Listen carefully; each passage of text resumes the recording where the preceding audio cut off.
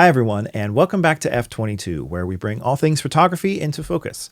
This show is brought to you by VSCO, and this video is the second part of my conversation with Liza Gershman. In part one, we talked about the gallery that she created with VSCO at the Scope Art Show in Miami, which was really interesting. Definitely check that out. It's very inspiring, and it's just really cool to see how it all came together and what the reception was like. But at the end of that conversation, she told a story actually from her mom, who's a painter, kind of just about patience as an artist. And it launched us into this conversation about Liza's career and what it takes to be a successful photographer. And if you don't know Liza, she's an extremely accomplished photographer and a best-selling author. She has 19 published books and 2 decades of industry experience across many genres and disciplines. And she's also an educator as well. And she's worked with huge clients like Creative Live, Restoration Hardware, National Geographic, Williams-Sonoma, and Canon USA. So she knows what she's talking about. And as this conversation unfolds, she is laying out so much just priceless advice. I'm just delighted, honestly, to be able to bring this kind of information to you all, because so much of it aligns with my own experience. And honestly, a lot of it is things that I wish somebody would have told me when I was getting started. I think it would have helped a lot. So I highly recommend that you grab a notepad and let's get into the second part of my conversation with Liza Gershman. I love that story that you told. And it reminds me of the importance of patience, of persistence, of longevity. Yeah. I'm curious, for you, 20 years in now, how have things built for you over time? I think there's so much focus on trying to get a certain follower count or getting that one big client or whatever.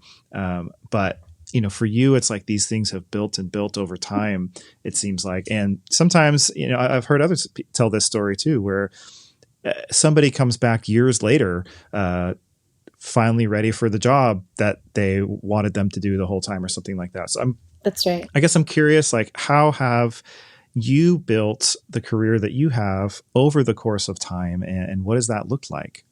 Something that I am really known for saying to my students was that, one, I love to say, oh, yes, I'm an overnight success after 20 years of really hard work.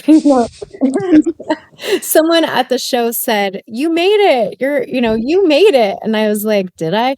I have such imposter syndrome. And I think that is such a part of being an artist. And I don't know what the moment will be in which I actually feel like I've made it. But, I've been fortunate to do a lot of really neat projects with great people.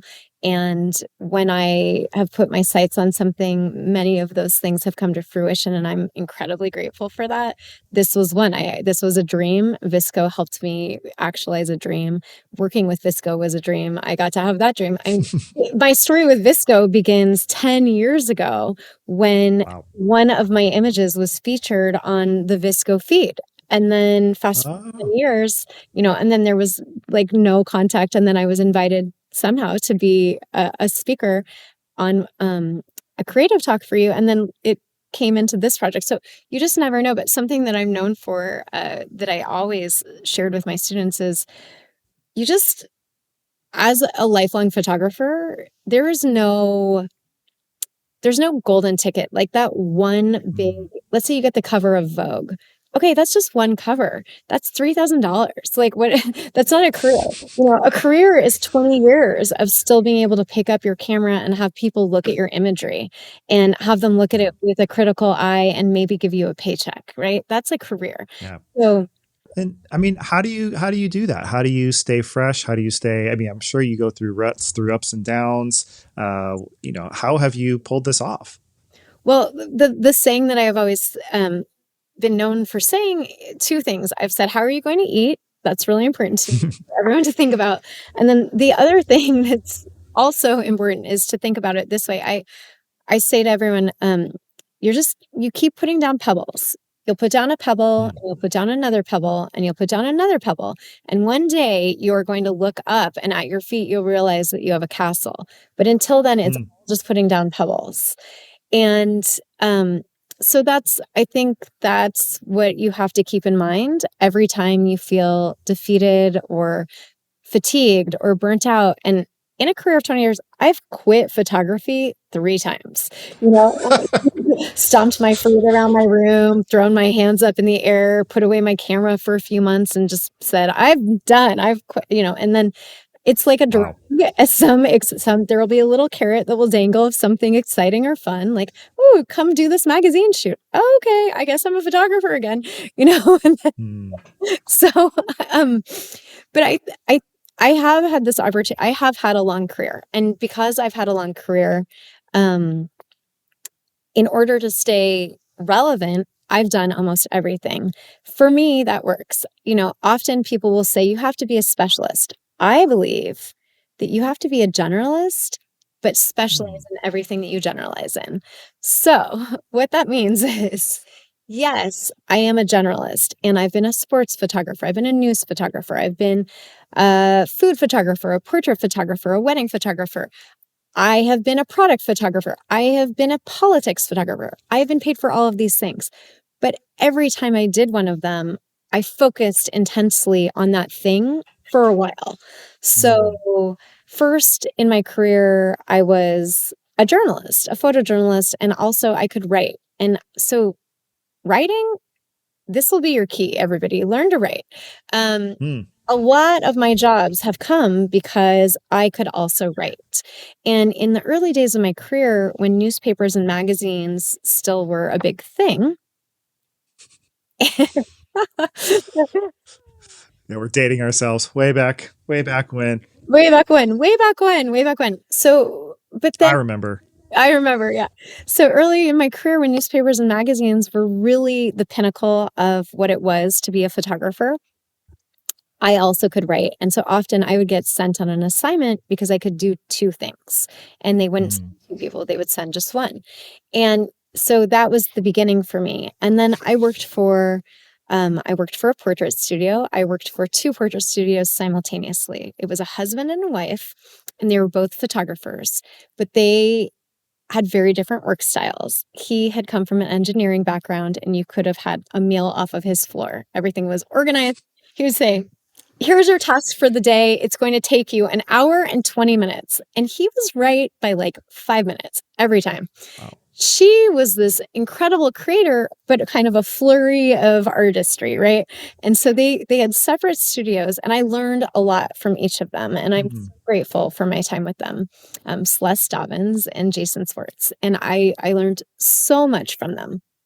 So with Celeste, I photographed weddings, cycle of life photography, weddings and babies and maternity. And with Jason, it was mostly senior high school dances, which was so fun, and business portraits and a tiny little bit of product photography.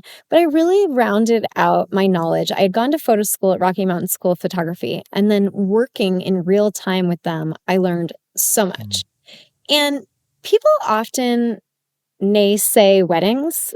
I am here to tell you, I learned more photographing 100 weddings than I learned in photo school, that I learned in half of an MFA in photography, than I learned in most of my other career, because nothing is predictable in a wedding.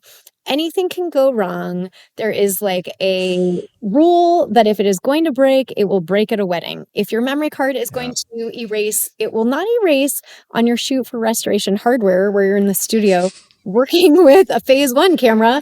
It will happen when you're at a wedding somewhere in the remote desert where you do not have a backup. So, and also the light changes. I mean, between being a photojournalist where you're on the fly and you have to anticipate action immediately and capture something, and being a wedding photographer, I really learned. And then I also paid attention to my elders, which is something that I think is very underrated. Yes. I was part of Professional Photographers of America, PPA, and I was part of my local chapter here in Sonoma County. And 3 of us were young, and everyone else was very seasoned. And we learned from them. And the 3 of us have had 20-year-long careers. And I attribute so much of that to the fact that I had 15 really key professional photographers who had put in the time, who had been, big in the film days, who had transitioned their businesses into early days of digital. And I saw they had to adapt to survive. And I also learned from them skills about business. I learned from them skills about networking. I learned from them skills about technical things. And so I am so grateful for my time, really putting in the work. And also, I was fortunate enough to learn photography in the darkroom. I grew up on Mhm. film. And so I learned get it right in the camera because we couldn't just Photoshop it. There was no Photoshop. We didn't have the internet. And so old. Anyway, but so a lot of what I learned that I shared with my students and I love to share with emerging photographers is get it right in the camera, learn the Mhm. technical skills, learn Wow. how to be a business person, learn how to network because that will all pay off later in life. And also become a generalist who specializes, so then at some point in my career I decided, okay, I'd like to be a food photographer. So I grew up in Sonoma County. It's wine country. I knew a lot of chefs. I grew up with a lot of people who worked in the wine industry or owned wineries, and I realized, all right, art directors only hire for exactly what they can see, and I mean exactly. If they want a red tile roof in their shoot and you have a blue tile roof, you might not get the job because they might believe that you don't know how to photograph a red tile roof. I'm not joking. Wow. So it's very specific. And so for every big job that I have ever wanted, I have created a very specific portfolio to get that job.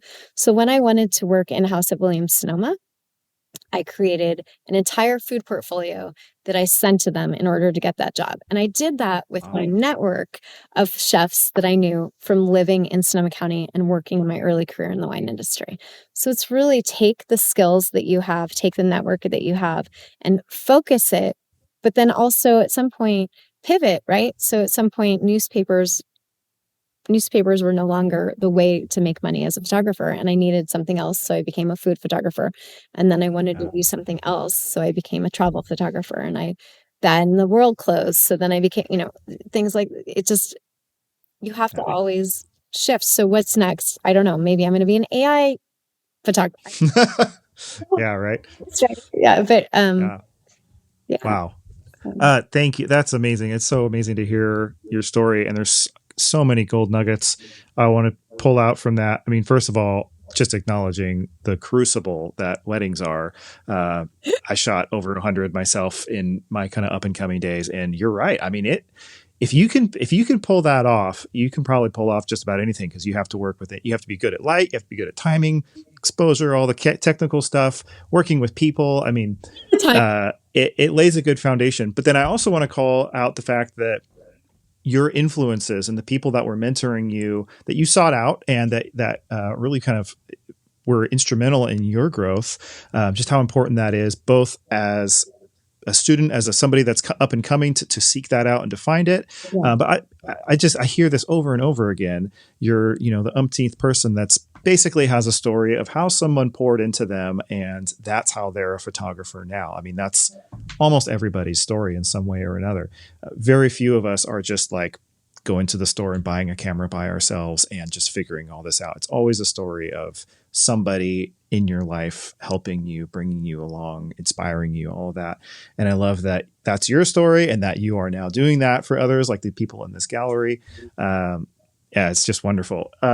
One of the things that's kind of coming to mind as you're talking is the distinction between having quality work and having a good network. And obviously you have both, but as you're talking about everything that you're doing, you're pulling in from the people that the experiences that you've had, and I mean almost maybe buried in that exhortation to kind of be a generalist, but also specialize within all those generalities. Yeah. I think maybe is the question of, is it more important to have really, really, really good work or a really, really good network? And maybe your work isn't as good. And obviously you want to have both, but I guess like, how do you balance that? Because I've seen people that are incredible photographers not really working. And then we've all seen people that you look at their work and you're like, that doesn't seem, I don't really get it. But then you look at all the people that all the work that they're doing and they're just doing this massive stuff and it's their network, it's who they are. I guess the real question is, which is more important and how do you balance the two? That's a great question, which is more important. I think both are crucial. And what I've always shared with students when I've taught workshops for Canon or taught, was a professor at SCAD, is that your network is your net worth. And also, you know, that's something that Martine Severin, one of our artists, always says. I think I learned that from her, but it's something that I practiced long before I met Martine, even though we've been friends forever. And so much of it is, I believe, once you're at a certain level, so once you've done the work and you've gotten your photography up to a certain level, then it's all about networking at that point. And but it's important to get to the certain level first. Like you have to be technically proficient. You have to be curating your own portfolio. That's something I notice a lot of younger photographers, I don't mean in age, but I mean in experience, aren't the best curators because you get emotionally attached to an image and you don't cut it from your portfolio. But your portfolio is only as good as your worst piece. And so part of being skilled is also to have an eye and the ability to detach and to see your work from the perspective of somebody else. So your worst piece brings everything down. So you want to constantly, I just, before Scope, I redid my entire website. I did a complete overhaul. And, I've been in the business for 20 years. So, and I'll probably overhaul it in 6 months. I think doing an annual refresher is really important. And usually, kill your babies. That's a saying that I like to say. It's the image you like the most is probably your worst one, and you probably just can't see it. Maybe get somebody else to look at it with you and get some feedback so that you can see outside of yourself. I found that's helpful. Exactly. A huge part of the success of my career, I think, has also been getting feedback from colleagues, contemporaries. It's wonderful to put something on Facebook and have my besties and, my family be like, I love that picture. That's great. I love that. I need that for my get out of bed heart space. I don't need that for my career though. What I need for my career is for a contemporary to say, okay, that piece is not your best, or I like that one. Can you do it? Blah, blah, blah. So here's an example just in this one way in this show. Before sometime in late July, after we started working on this project together, I was at a party in San Francisco and I started talking with a woman who was there. She had interesting butterfly tattoos all up and down her arm, and I wanted to know the story. So I thought, arts, I'm going to talk with her. Okay, so I started talking with her and found out that she is a curator for all of the libraries in San Francisco, which is a gigantic job, huge responsibility, enormous background in order to get a role like that. So much respect for her. Her name's Allison. And I was talking with her about this show, saying, trying to figure out the design and the concept. I've been going through, I've been looking at the VSCO feed every day, culling through images, and I'm trying to find a central concept visually. And she said, well, what's your thesis? And I thought, oh my gosh, right. I'm a writer. What's my thesis? Right. And Allison really pushed me. She said, right now it looks like a great commercial photography show, but it doesn't really look like an art show. And I thought, oh, okay, that's some feedback, and that feedback helped me to push myself and go deeper and deeper and find meaning and find pieces that stood out that I could see come together. Almost like, the movie A Brilliant Mind, where the math problems that's how it started to come together for me. I could see everything coming, and I owe a lot of the success of this show to that feedback from her. That was a critical piece of feedback from a peer. And so it's great to be on Instagram and have a lot of likes, but you have to qualify your feedback givers. And the way that you can be really successful in doing that as a photographer is to attend professional portfolio reviews. So I've had the great experience of going to Palm Springs Photo Fest maybe 5 times in my career, and also the NYCFotoWorks, which is a juried show that in order to get into that you have to be accepted, and so that's kind of ups the ante, right? You're already with your peers. Everyone in the room has a certain level of skill, eye, talent, etc. And at that point, Yeah.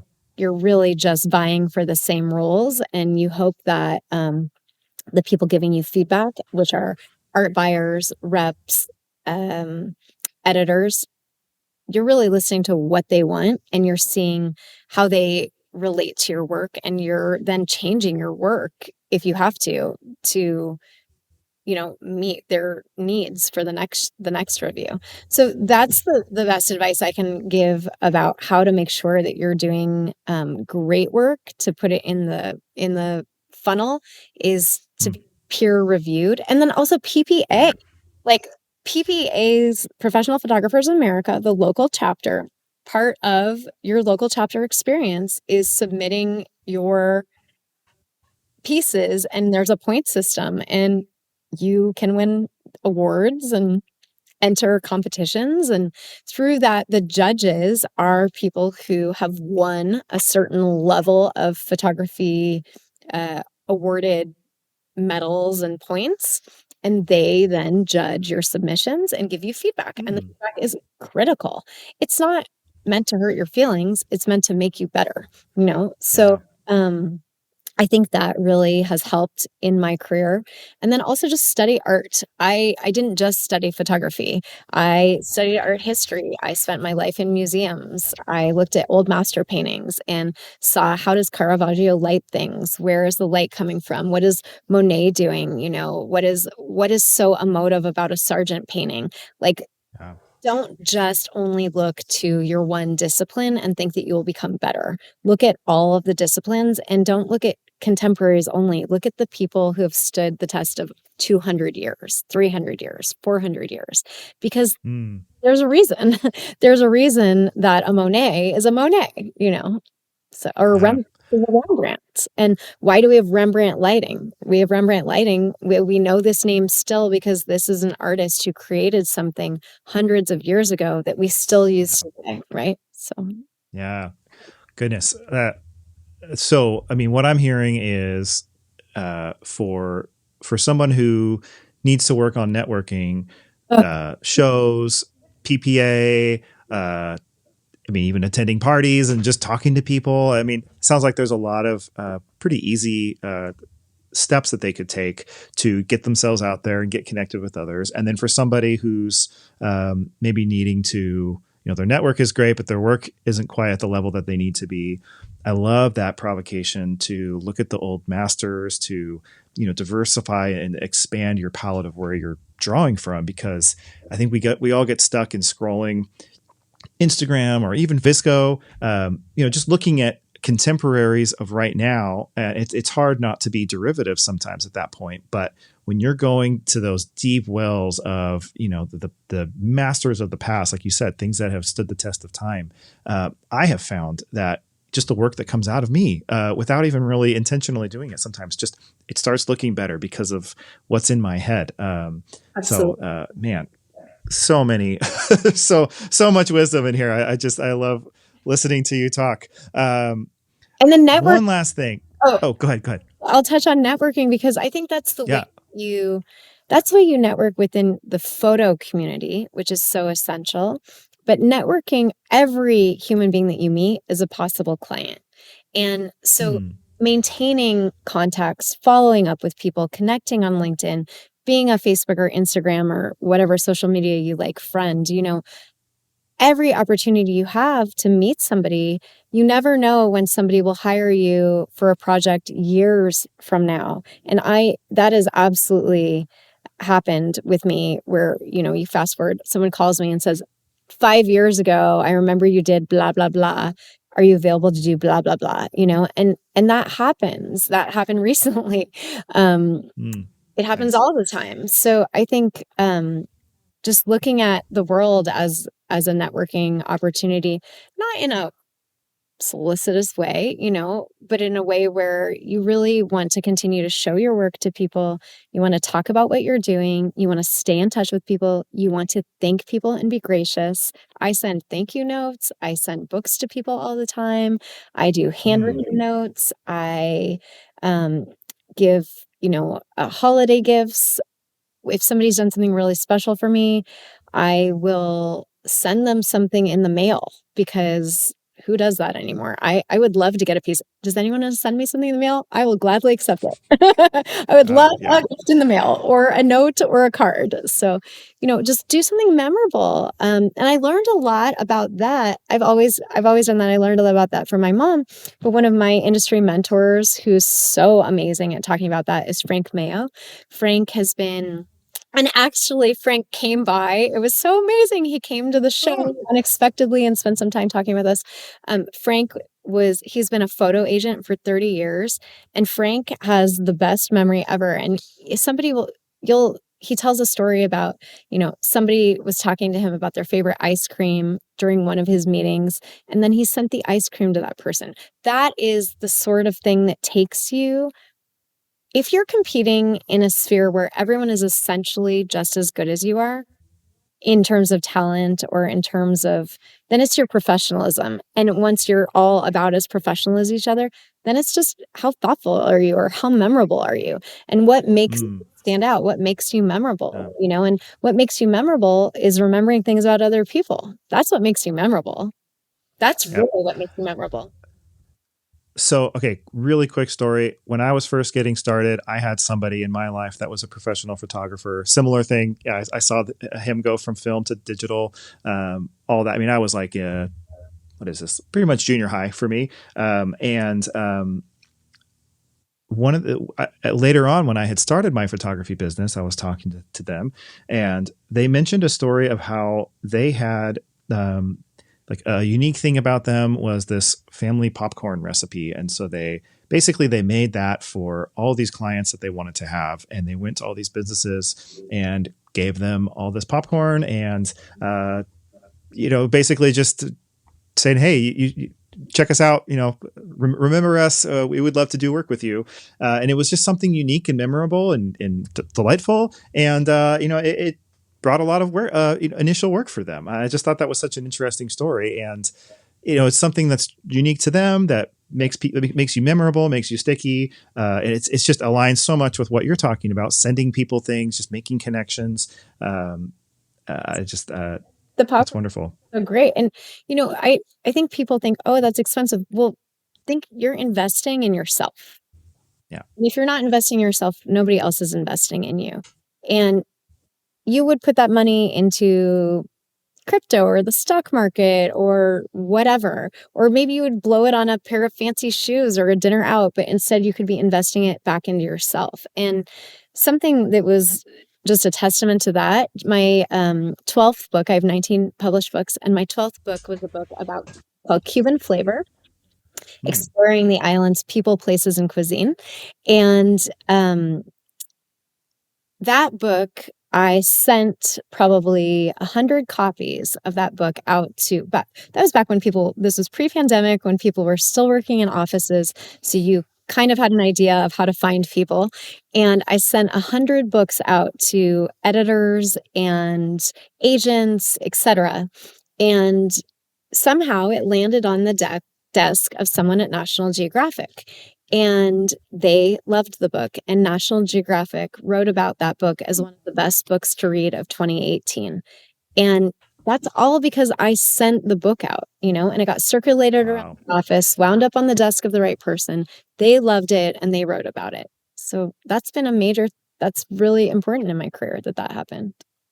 Yeah, that's a perfect example of just how you can get yourself out there, how easy it is, how, it is risky, but it takes nothing. And the worst they can do is throw it away or pass it on to somebody else or whatever. But I mean, the best thing is maybe you end up in National Geographic. That's insane. That's right. Or LinkedIn, now it's really hard to find where people are physically. It's no one's like at their desk in the Condé Nast building, or if they are, good luck getting in. So, but I used to send Momofuku cookies to editors at Condé Nast. Oh gosh, the things I've done. And now LinkedIn is such a great way, because I find that often if you send an email, somebody's administrative assistant might be spam filter for the email, and they may never get and it might go through that gatekeeper who's there intentionally to say no. That's their job, right? Is to stop the head honcho from having the influx of inundated messages, right? But LinkedIn, people seem to actually check their own inboxes on LinkedIn. And I got a Hmm. deal by reaching out to a publisher on LinkedIn and pitching an idea. And the publisher, not an editor, not an editorial assistant, but the actual publisher wrote, "Oh, we'd love to do this book. It sounds great." So you just don't know. Like, I Hmm. have spoken multiple times to an executive at Food Network about an idea. It's just not the right timing for them to do this idea. But the actual executive writes me back about the idea. So you just don't know. And I think LinkedIn Hmm. is amazing. If you're not on LinkedIn, that's one of my best networking advice for up and coming professionals of any kind. And in my class, I actually had 2 entire class days devoted to LinkedIn, and would have someone Wow. Zoom in from LinkedIn from the company to talk about it, and then would have all of my students create a LinkedIn profile, and then we would review them and make sure that they were like, up to the right thing. And the other thing is, when you're going out to be a photographer, it's so easy to not know where you stand. So find people who have look at bios, look at someone's bio and think, that's the kind of career I would like to have. That's the sort of level I would like to be on, and try to do some of the steps they've done. If you are an emerging photographer, go and be an assistant for 2 years in New York. Go and work in New York and be an assistant, or LA, or Chicago, and go be an assistant and learn from somebody for 2 years Hmm. before you try and go get your own clients. Because it's not just, do you have the beautiful pictures? It's, how do you handle it when somebody breaks a contract? How do you handle it when a piece of equipment breaks Yeah. on a shoot and you can't replace it? How do you handle it when your model doesn't show up? How do you handle it when it's, the end of the day and the day rate's over, and it's going to take 3 more hours, and it's taking 3 more hours because the art director of the client couldn't make up their mind and said the napkins looked horsey, whatever that means, and you couldn't figure out what does it mean, and then the prop stylist is like, "I'm done, I have to leave." And you're like, "We still have 2 more shots and we have to get the shot list done." Like, go learn Yeah. this before you have the responsibility and the liability of that on your own. So, Yeah. yeah.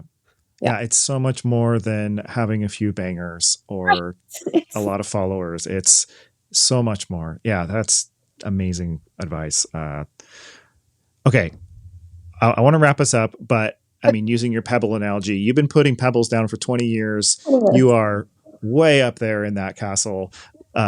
I can't even imagine the vantage point that you have, but I'm just curious, like, are there any like myths that you would debunk, or just something that you wish people knew, or advice that you find yourself giving a lot, that, maybe you wouldn't have known 20 years ago when you were just getting started? Yes. Okay. I think that something that is a hard concept to grasp even today, but it's a very important one, is that failure actually makes you better. It's just teaching you lessons. So every time Hmm. something doesn't go right, it's an opportunity to learn from it and to not self-punish. Artists often self-punish. If something doesn't go right, instead of wasting the time and energy beating yourself up about the fact that you could have done it better, just do it better next time, and think of it of, how could I do it better? What was the lesson? Yeah. Like, what was the lesson in that? And I wish that I had been easier on myself as an artist and Hmm. as a learning professional. You don't just pop out with all the knowledge in the world. You have to learn it. And the only way Yeah. you learn it is to make mistakes. So that's one thing. The other thing I think is, I don't know what fame means. A lot of my students, when I ask them what they want to do with their life, they say, "I want to be a famous photographer." What does that mean? I don't know what that looks like. I don't know that that even exists anymore. I Yeah. think with social media, there are millions of people that are known by very small groups of people.